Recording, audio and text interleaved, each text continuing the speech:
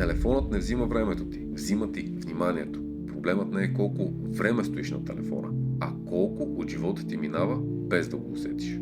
Отваряш го за 2 минути и после хоп, още едно видео, още един notification, още едно скролване без причина. И изведнъж денят е свършил. Мозъкът ти уморен, но не от работа, а от много шум. Преди хората са се борили за оцеляване.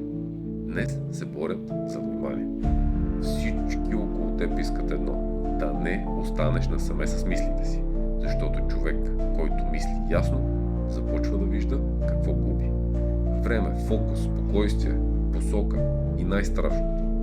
След години няма да помниш какво си гледал, но ще усетиш колко живот е минал през ръцете ти. Телефонът не ти взима времето, взима ти вниманието.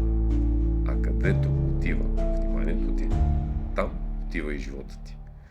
Колко часа на ден губиш в скролване? Напиши в коментарите. И ако искаш още подобни видеа, последвай ме в социалните мрежи. Аз съм Борис Бачев.